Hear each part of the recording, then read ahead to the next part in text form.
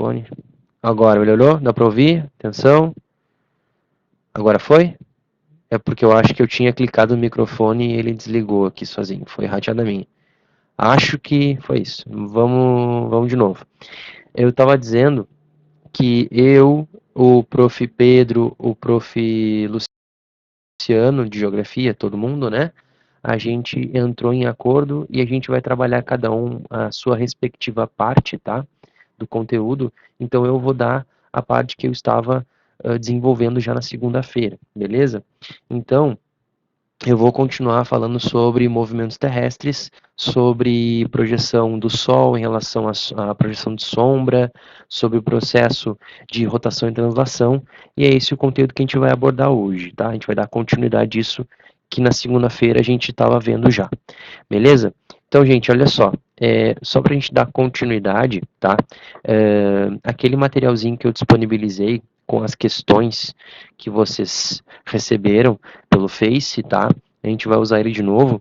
E eu selecionei aqui algumas questões para a gente discutir, tá? Algumas questões de geografia física envolvendo diretamente conceitos de movimentos terrestres. E essas questões agora vão falar especificamente dos movimentos terrestres, tá? Não só de posicionamento, agora falando de algo teórico, beleza? Então, o arquivo é Geografia Física, o nome do arquivo Geografia Física, e foi disponibilizado pelo Face para vocês, tá? Quem não baixou, baixa lá, tá? E eu selecionei, eu vou tentar, não sei se vai dar tempo de fazer todas, mas eu selecionei 5 questões, tá? E eu vou fazer, se não der tempo, a gente faz 4, 3, enfim, importante a gente estar junto aqui, né? Então eu selecionei 5 questões aqui para a gente fazer naquele materialzinho lá.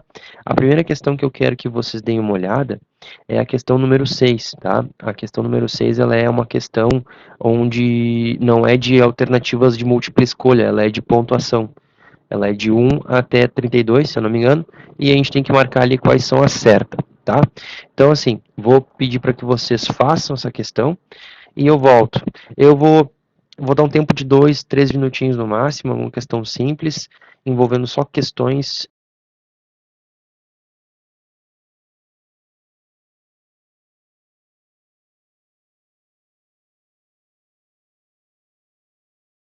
e conceitos. Vou fazer lá então, beleza? Que a gente disponibilizou para vocês.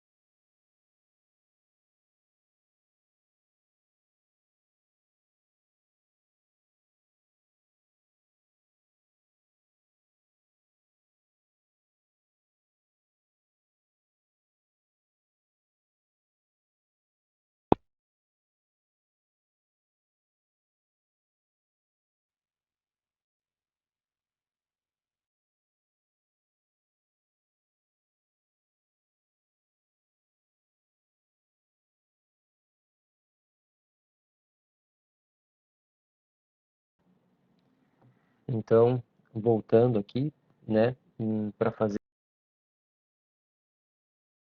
então fica tranquilo, vamos tentar fazer junto e raciocinar junto em cima dessa questão, beleza? Aí as próximas a gente faz separados, aí é mais para a gente começar a dar início a pensar e pegar o ritmo de raciocínio, tá? Então, a questão 6 ela é uma questão bastante importante, uma questão que vai abordar conceitualmente elementos de movimentos terrestres, tá? É uma questão do Paraná e é uma questão que é muito boa, é uma questão bem interessante de se fazer. E observem os elementos que ele cita, né? A alternativa 6, a questão 6 ali, primeira alternativa 1 ali, né? Diz o seguinte: a inclinação de rotação da Terra em sua órbita em torno do Sol permite que sazonalmente um hemisfério receba mais energia que o outro. Se a gente retornar lá nas nossas aulas e lembrar,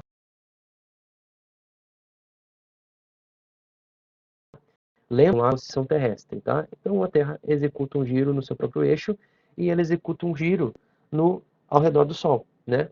Então, lembra que quando, imagina que na minha lateral aqui do vídeo, aqui nessa lateral aqui do vídeo, ó, deixa eu pegar aqui, vídeo, mais ou menos aqui, tô apagando, aqui, essa lateral do vídeo aqui, a gente tenha a iluminação do Sol. Então, sendo assim, imagina que aqui o Sol ilumina, né? Se o eixo inclina, que está inclinado, ele está para um lado, o Sol ilumina uma parte e a outra parte não está sendo iluminada.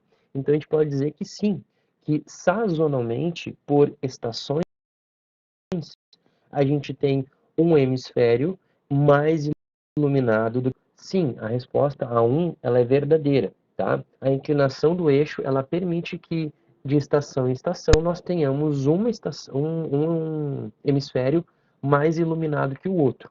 Então a 1, ok, dei um tiquezinho aí na 1, tá ok. Vamos para número 2 ali.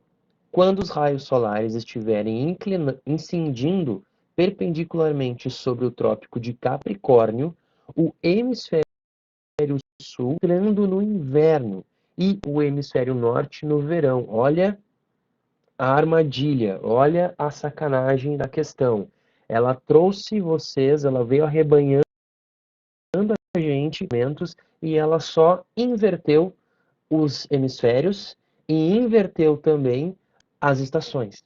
Então ela veio, construiu perfeitamente o raciocínio, só que ela inverteu isso. Então perceba que a gente tem perfeitamente construído ali os elementos, porém eu tenho um problema. Eu tenho ali inversão, porque no trópico de Capricórnio é hemisfério sul. Se o Sol está incidindo no hemisfério sul, no trópico de Capricórnio, nós, verão para o hemisfério sul e não inverno. Então a 2 ela está errada, tá? Qual dos PDFs? Então, seria o PDF de Geografia Física, com questões de Geografia Física. Eu não sei se foi disponibilizado mais de um PDF, mas eu disponibilizei um PDF só, de Geografia Física, tá?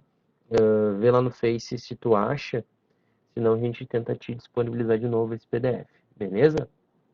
Vamos voltar aqui então. Na número 4 ali, o movimento da Terra é responsável pela sucessão dos dias e noites, cujas durações não são iguais para uma mesma data em diferentes latitudes, exceto por ocasião dos equinócios. Olha aí a armadilha de novo. Ela citou o movimento de sucessão. Lembra que eu salientei com vocês a diferença entre sucessão e duração? Então eu tenho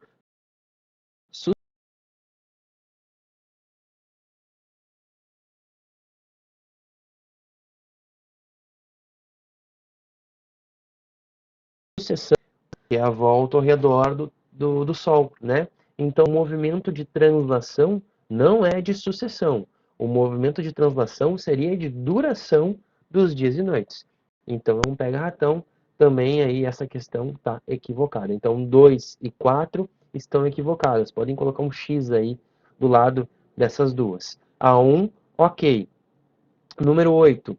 Os solstícios e equinócios indicam posições da Terra em seu movimento de translação e assinalam o início das estações do ano. Perfeito. Exatamente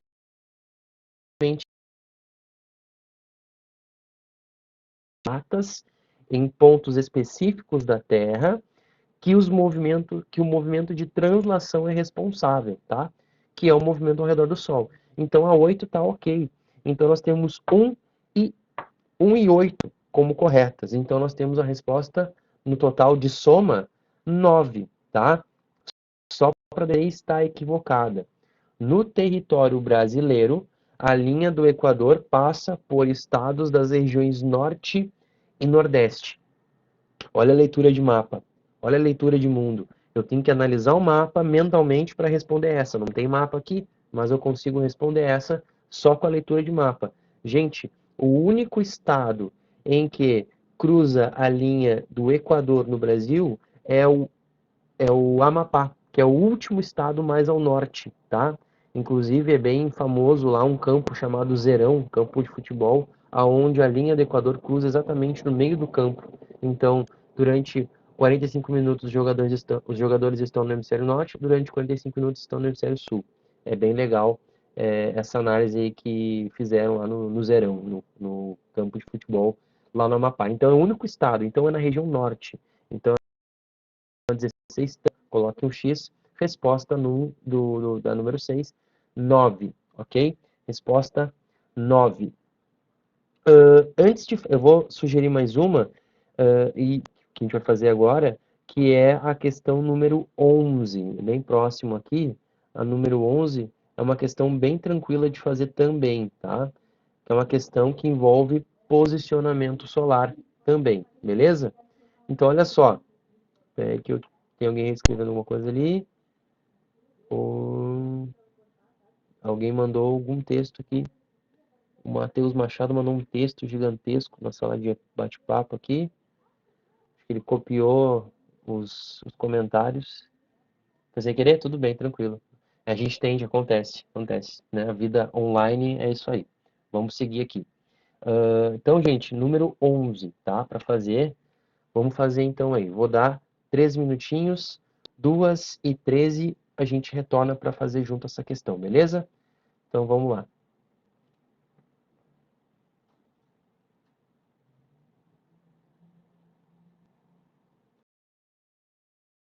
Eu fico mudo, desapareço, mas eu não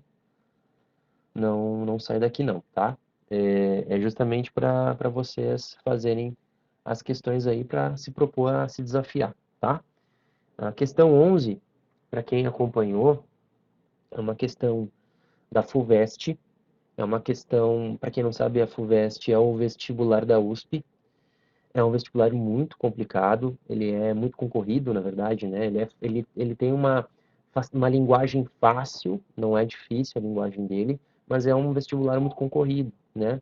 Essa questão é uma questão que, inclusive, a própria URGS já adotou várias vezes, formato, não, molde, não é a mesma questão. O molde é muito parecido, tá? Que é o molde de um jornal, onde eu proponho a venda, o aluguel de um apartamento, e eu proponho ali a posição solar, né? De novo, posição solar envolvendo movimento terrestre, tá? Então, na questão número 11, a gente tem ali na FUVEST a seguinte análise, né? Apartamento, cobertura, 190 mil, duas garagens, novo, duas STES, não sei o que significa, americanas, living, lavabo, face norte, piscina, churrasqueira. Tem tudo, apartamento maravilhoso, né? O local, confira, ali tem um número, né? Estou tendo todas as informações para venda. E aí ele pergunta o seguinte: o anúncio oferece um apartamento para venda no município de São Paulo. A expressão face norte indica que o apartamento. Gente, vamos pensar assim. Eu comentei com vocês que quando o nosso planeta Terra, no verão, o máximo que ele vai ter, no verão para o hemisfério sul, o máximo que ele vai ter de localização do Sol é até o Trópico de Capricórnio. Ele não desce mais ao sul em relação a isso. O máximo que ele vai atingir é o Trópico de Capricórnio, tá? Durante o inverno, ele vai se estender em direção ao Trópico de Câncer, que é o trópico ao norte. Então, ele vai ficar variando nesses dois trópicos. Sobe, desce, sobe, desce. Então, Equador, ele passa pelo Equador, vai ao Trópico de Câncer, vai ao Equador, Trópico de Capricórnio. Equador, tananã, tananã, tananã. Sempre nesse esquema de subida e descida do Sol. O Sol não sai da linha, dessas três linhas. O Sol não desce além disso, tá? É fundamental entender isso. Então, olha só. Se o Sol, o máximo que ele chega ao sul é o Trópico de Capricórnio, significa que durante o ano inteiro, o máximo que ele vai se chegar é até essa linha. E durante o ano inteiro ele vai se distanciar em direção ao norte. Por conta disso, aquele anúncio diz que o apartamento é face norte. Significa que a face onde as janelas, as aberturas estão localizadas, são em direção ao norte. Então, isso quer dizer que o inteiro está voltado para o norte, tá? Ele está voltado para o norte. Ele tem uma boa abertura voltado para o norte. Olha ali a letra A. Deve ter boa luminosidade por estar voltado para o norte. Dando de bandeja para a gente a resposta é a letra A, né? Então, ou seja, a ideia de que quando eu estou posicionado para o norte, no hemisfério sul, eu tenho boa iluminação. Vamos fazer o contrário, vamos subverter a ordem. Se eu estivesse no hemisfério norte, qual seria o sentido de um apartamento em que eu teria uma boa luminosidade? Resposta: sul.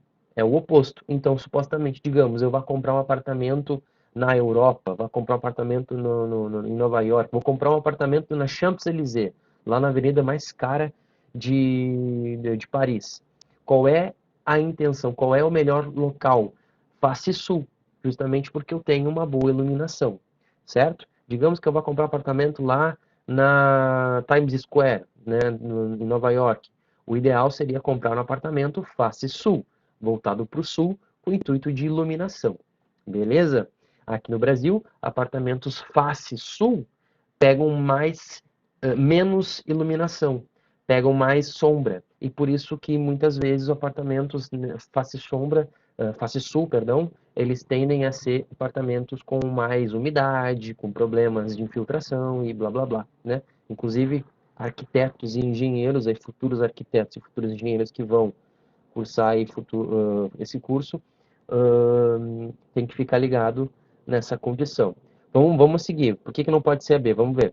Deve ter boa luminosidade pela manhã e à tarde, graças à longitude de São Paulo.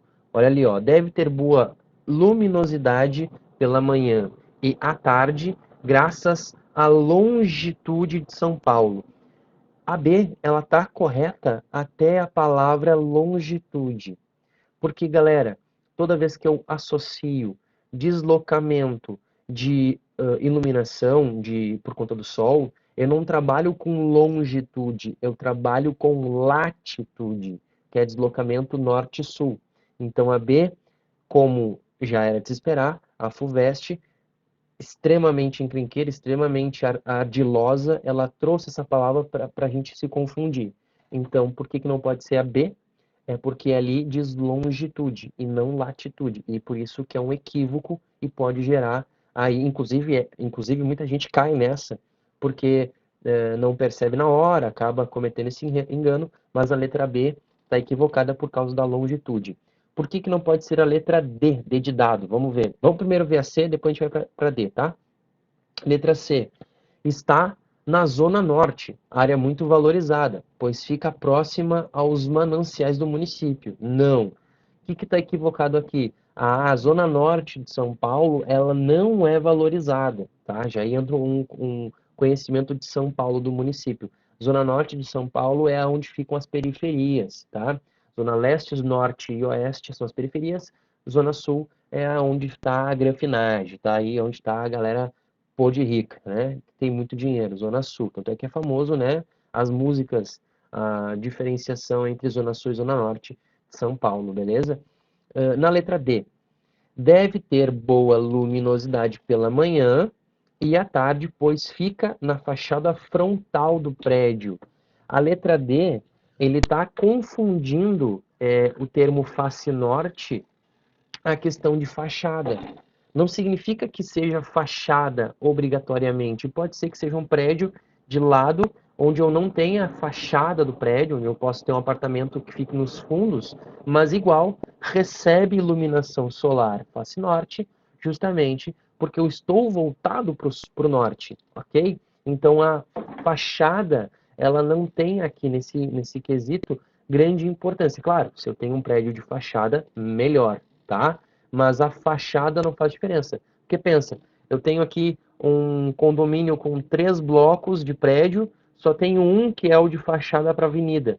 Os outros dois, perdão, que estão atrás, eles também recebem iluminação solar face norte. Eles só não estão na fachada, ok? Então a fachada ali é mais uma ideia de te vender a ideia de que somente quem está na frente recebe sol. Pensa, se fosse assim, o sol seria pequeno, né? O sol não teria essa grande magnitude que é. Então a letra D traz esse equívoco porque parece que quem não está na fachada não pega sol, e não é verdade. O sol também se manifesta para quem não está na fachada, tá? E a letra A, de novo, é porque a letra A não, a letra B é por conta da longitude. Fechou? E, para finalizar, temos mais uma lá em cima, que é a letra E. Para quem não viu, tem a letra E lá em cima, tá? Antes da 12 lá. Está na Zona Norte, próximo à Serra da Cantareira, em local elevado e livre das enchentes.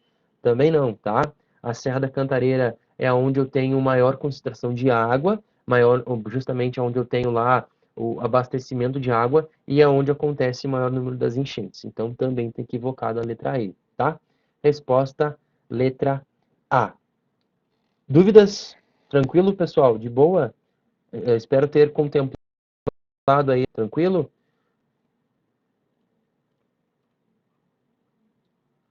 Vamos ver, acho que ninguém tem dúvidas. Acho que foi? Foi. Tá, beleza. Dando sequência aqui a mais duas questões que eu gostaria de fazer com vocês, também envolvendo isso. Percebam que quanto mais a gente exercita a mente em relação a esses conteúdos, a gente consegue pensar melhor isso. Peraí.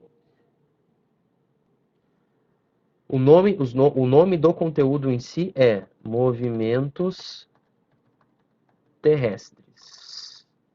Tá? Vou botar entre parênteses aqui, translação e rotação.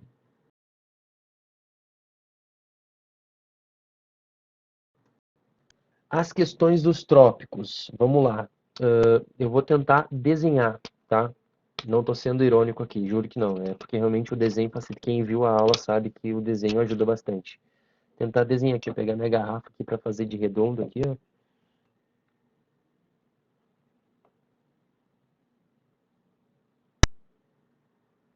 Pronto. Olha só. Não sei se tem muita claridade. Vou fechar aqui minha janela. Estão vendo aqui esse redondinho que eu fiz? É a nossa Terra, tá? É a Terra aqui.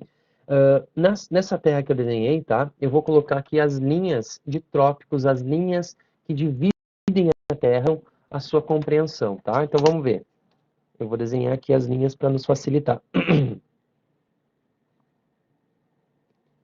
Só um segundo.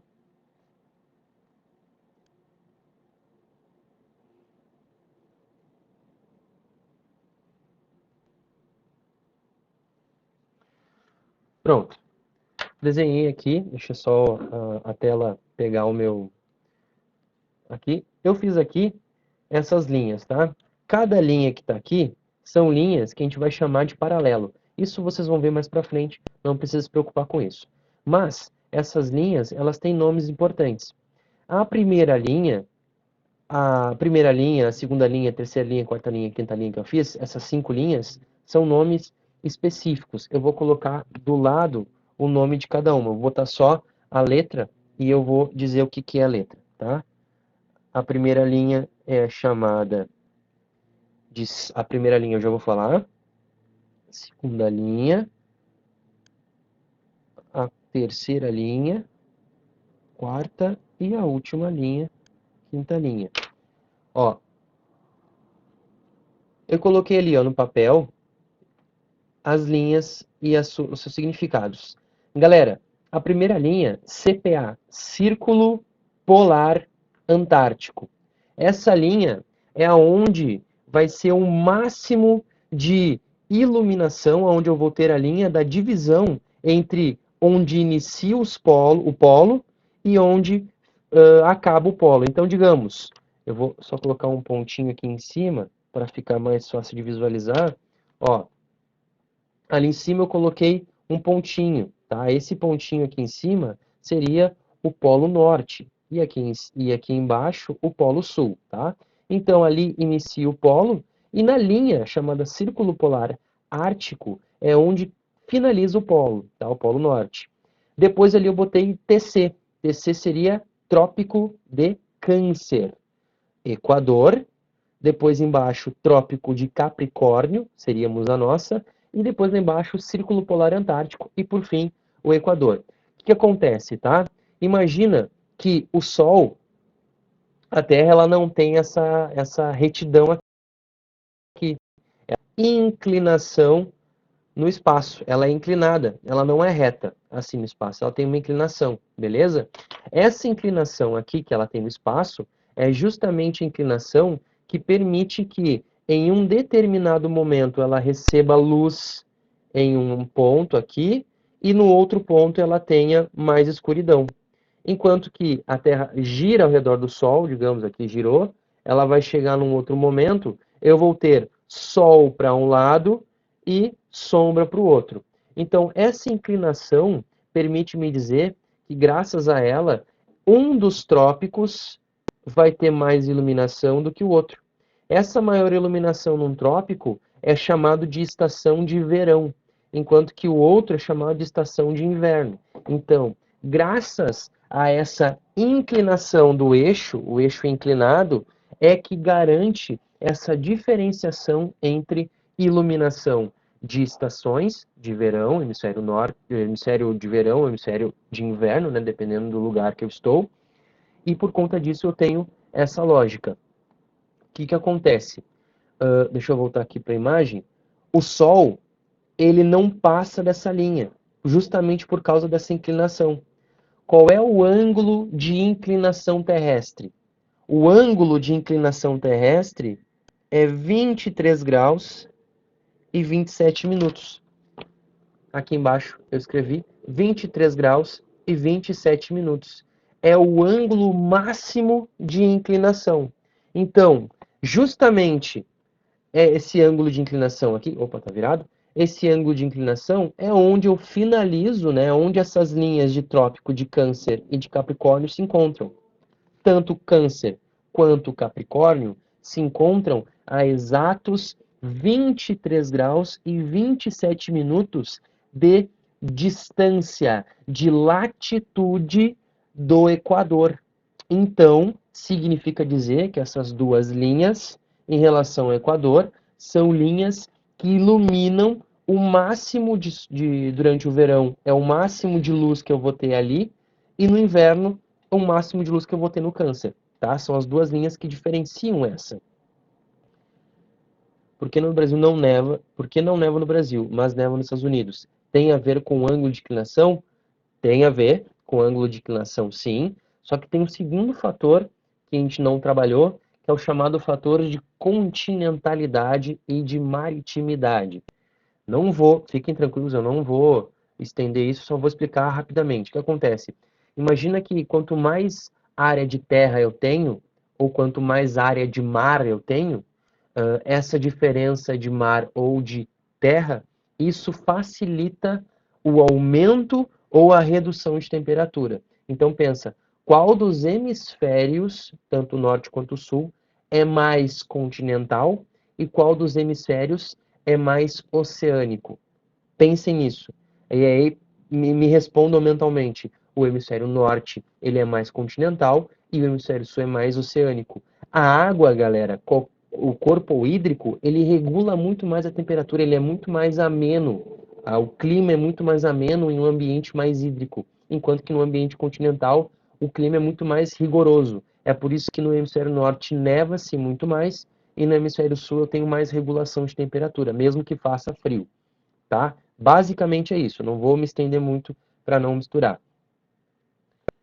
Tá, eu não entendi, só não entendi a explicação do CPA na parte que tu disse onde termina e começa os polos. De novo, aqui, ó. Deixa eu voltar para cá, deixa eu só finalizar. CPA é Círculo Polar Antártico. CPA igual a Círculo Polar Antártico e Círculo Polar Ártico, tá? São as duas significados de CPA. CPA ao norte é Ártico, CPA ao sul é Antártico, beleza? O que acontece? Essas duas linhas, elas são chamadas linhas de início da área polar, tá? Ali na linha do Círculo Polar Ártico ou Antártico é onde inicia o processo do início dos polos, tá? Porque ali naquela linha é o máximo de angulação que o Sol chega. O Sol não passa, o Sol não vai ter iluminação a partir daquilo dali, né? Então imagina que naquela linha de CPA, ela está a mais ou menos 66 graus norte e 66 graus sul, tá? É mais ou menos essas duas linhas. Justamente nessa área eu tenho menor inclinação do Sol. O Sol não chega jamais ali a 90 graus, tá? O Sol vai chegar ali numa inclinação muito mais baixa. E é a partir dali que eu vou ter uma iluminação menor e que vai facilitar o congelamento dos polos. Então, graças a essas duas áreas, é onde eu tenho menor temperatura terrestre. E por isso eu tenho concentração de gelo, tá? É um dos motivos que vai ter concentração de gelo nessas duas áreas. Beleza? Então, a região de Círculo Polar Ártico e Círculo Polar Antártico é onde inicia o processo da menor inclinação do Sol. E por ter menor inclinação do Sol, eu tenho mais frio e, portanto, eu tenho o início da formação das calotas polares. Beleza? Então, são as características da formação polar, da formação das calotas polares. Beleza? Tranquilos? Espero que eu tenha compreendido e respondido o máximo de perguntas para poder dar continuidade. Para a gente fazer mais uma, acho que eu tenho que fazer mais uma questãozinha. Vamos fazer a questão número. Deixa eu ter, eu já anotei aqui uma questão. A número 21. Me respondam aí com um ou com dois, se querem fazer junto comigo ou querem fazer sozinhos. Sim ou não? Não? Querem fazer sozinhos? Tá, beleza. Então, façam a questão 21 e a gente retorna, beleza? Entendido, entendido, entendi. Tudo bem, entendido, beleza?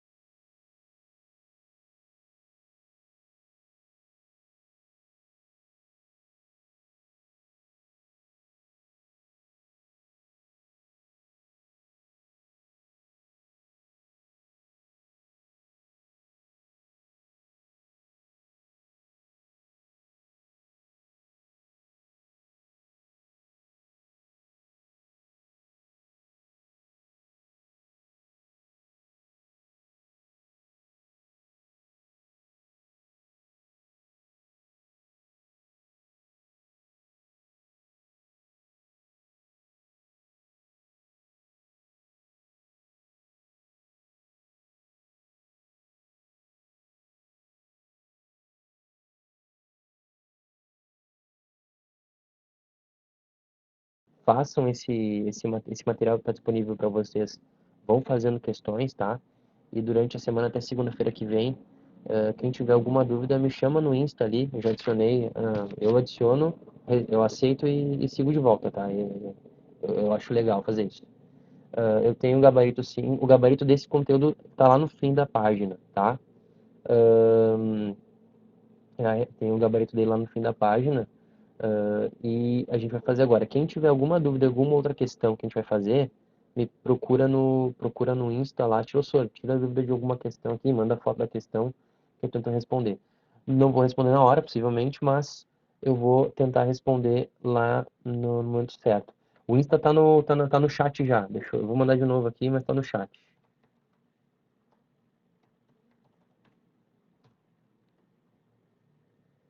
Tá aí meu Insta de novo, tá? Bom, vamos responder antes que acabe o nosso tempo aqui. Olha só. Perdão. Questão 21. As estações do ano estão associadas ao movimento de translação da Terra em torno do Sol, juntamente com a inclinação do eixo da rotação. No Brasil, as estações como conhecemos, outono, inverno, primavera e verão, só são claramente notadas no centro-sul do país. Nas outras regiões, a percepção prática é outra. Com relação ao texto acima e com conhecimentos de geografia, considere as seguintes afirmativas, tá? Aí ele nos dá 5 afirmativas. A primeira afirmativa é a seguinte: no Nordeste brasileiro, em função da sua localização próxima ao círculo do Equador, próximo do Equador, tem-se apenas 2 estações: chuvosa, de janeiro a junho, e seca, de agosto a dezembro. Correto, tá? Correto. A primeira tá certa. Eu já vou responder ali, perguntando o que é PRL e FL, eu já respondo, tá? Então a 1 está ok, é verdadeira a 1, tá? Na 2, a população rural da Amazônia vive em função das 2 estações do ano. O verão, de maio a setembro, que é a estação chuvosa, e o inverno, de outubro a abril, que é a estação sem chuvas e debaixo do nível das águas. Galera, a 2, ela tá invertida, tá? Eles pegaram e fizeram uma inversão nas datas. Na verdade, é o oposto. O verão é de outubro a abril e o inverno é de maio a setembro, tá? Então eles inverteram ali para justamente pegar vocês no contrapé, de forma ardilosa e venenosa, né? Então a 2 está equivocada. A 3. Quando a Terra se encontra em sua órbita próxima do periélio, a sua velocidade é maior do que quando ela se encontra próxima do afélio. E isso se reflete na desigualdade da duração entre as estações do ano. Desculpa. Agora sim eu entendi.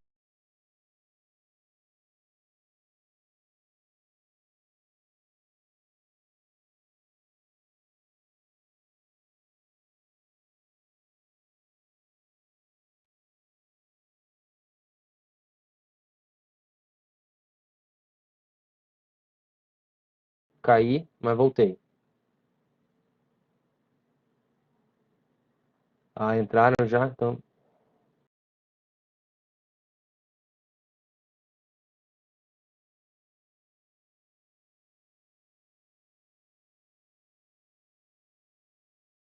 vocês têm aula agora, né? Tá, eu vou só terminar a questão e já libero vocês, beleza? Tá, já vou liberar vocês, juro, tá? É porque realmente caiu a internet, não era o que eu tava esperando, tá? Clica na câmerazinha, quem não tá me vendo, clica na câmerazinha. Só para responder e finalizar meu raciocínio, do lado do professor, objetivo professor, tem uma câmerazinha, clica ali, tá? Gente, só para eu terminar aqui e eu liberar vocês, tá? A Feli periélio é justamente a distância que a Terra chega no máximo dessa elipse. Então, olha só, a Terra gira em torno de uma elipse. O Sol não fica no centro dessa elipse. O Sol ele fica um pouco mais escanteado, ele fica mais num canto do que no outro. Então, eu tenho 2 momentos de diferença de iluminação não só de iluminação, mas 2 momentos diferentes de distância do Sol. O Sol, em um momento que eu me encontro mais próximo da Terra, eu chamo de periélio, tá? Enquanto que no momento mais longe do Sol, eu chamo de afélio. Peri, perto, afastado, tá? Então, afastado do Sol e próximo do Sol, perto do Sol. Periélio é quando a Terra ela está numa distância mais próxima do Sol, enquanto que o afélio é uma distância maior. Não é grande coisa, mas é uma distância ali de alguns milhões de quilômetros. Isso faz uma certa diferença. A número 1 está ok, está correta, tá? A número 3 está correta também. Então, 1 e 3 estão ok. A última, a número 5, também está correta, tá? Eu vou pular a 4, que a 4 é errada, tá? Quem tiver com dúvida na 4, depois me chama no Insta. Mas a 5 está correta. A 5 diz ali, da mesma forma que o movimento de rotação da Terra serve de base para definir a duração do dia e da noite, e o de translação para definir o ano, a translação da Lua em torno da Terra serve como base para definir o mês. Tá certo, tá? Porque a Lua, ela orbita ao redor da Terra em torno de 4 semanas. 4 semanas, para quem sabe, dá um mês, né? Que na verdade é 28 dias, mas é mais ou menos um mês. Então a 5 também tá certa, porque a Lua demora exatamente uma semana para mudar de fase. Então, lua cheia, uma semana, lua minguante, uma semana, lua nova, uma semana, lua crescente, uma semana. Beleza? Então, a resposta da 5 está ok também. 1, 3 e 5